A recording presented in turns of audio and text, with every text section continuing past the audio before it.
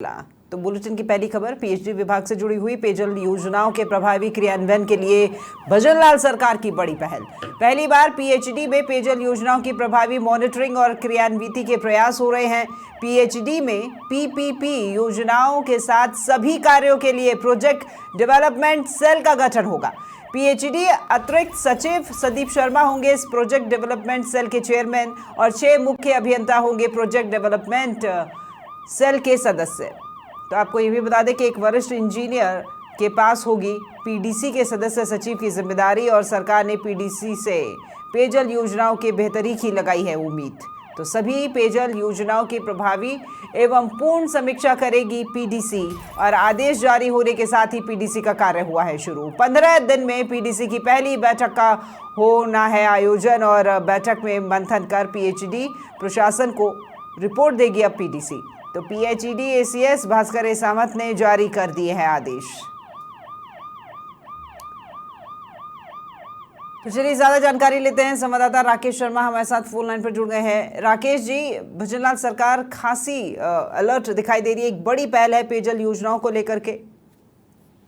बिल्कुल, देखिए जिस तरीके से अभी प्रदेश भर में पेयजल योजनाओं को लेकर के केंद्र सरकार और राज्य सरकार युद्ध स्तर पर तैयारियां कर रही हैं, लेकिन पेयजल योजनाएं इंजीनियरों की लापरवाही के कारण जो है धरातल पर सही रूप से क्रियान्वित नहीं हो पा रही हैं। जहां तक फील्ड प्रोग्रेस की बात है, चाहे जल जीवन मिशन में एफएसटीसी के आंकड़ों की बात हो, जो निर्धारित लक्ष्य था वो अभी तक इंजीनियर्स पूरा नहीं कर पाए हैं। समय सीमा खत्म हो चुकी है। राज्य सरकार ने केंद्र सरकार से आग्रह करने के बाद जल जीवन मिशन की जो सीमा है इसको आगे बढ़वाया है।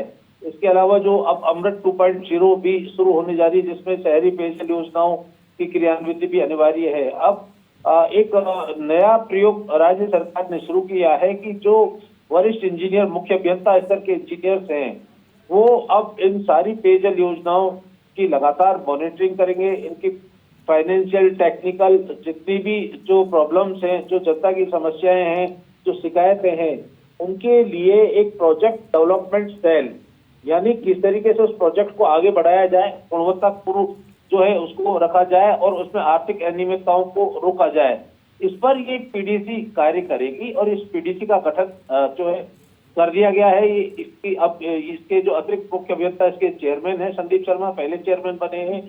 इसके अलावा इसमें 6 मुख्य अभियंता और भी हैं और ये सभी मुख्य अभियंता जो ग्रामीण, शहरी और सभी प्रकार की जो पेयजल स्कीम्स हैं उनके बारे में एक रिपोर्ट तैयार करेंगे और ये रिपोर्ट अब पीएचडी प्रशासन को भेजी जाएगी। और उसके बाद जो फील्ड इंजीनियर हैं, जो खासतौर पर काम के लिए जिम्मेदार हैं, उनकी अगर ये कमेटी ये सेल कोई रिपोर्ट भेजती है तो उन पर सरकार सख्त एक्शन लेगी। यानी सरकार की तरफ से मॉनिटरिंग के लिए एक मंच पर एक टीम बनाई है। इस टीम में सारे अनुभवी इंजीनियर्स हैं, उनको शामिल किया गया है।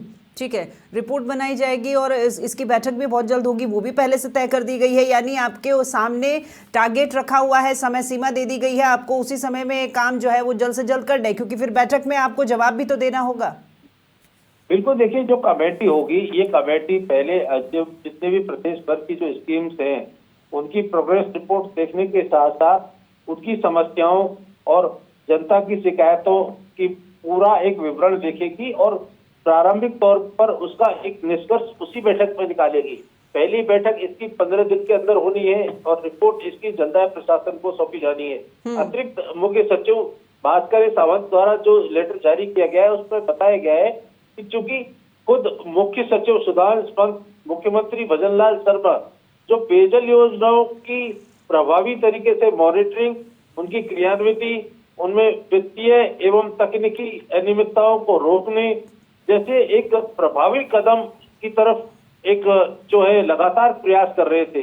लेकिन अब पहली बार ये जो प्रोजेक्ट डेवलपमेंट सेल बनाई है, ये प्रोजेक्ट डेवलपमेंट सेल अब चूंकि इसमें सभी विभाग जो इंजीनियर से जो पीएचडी की उनके मुख्य अभियंता हैं, उनकी भी समस्याओं को सुना जाएगा कि किस प्रोजेक्ट में किस तरह की क्या समस्या है, वहाँ के फील्ड इंजीनियर किस तरह की बात कर रहे हैं और काम की वास्तविक स्थिति के कारण क्या है।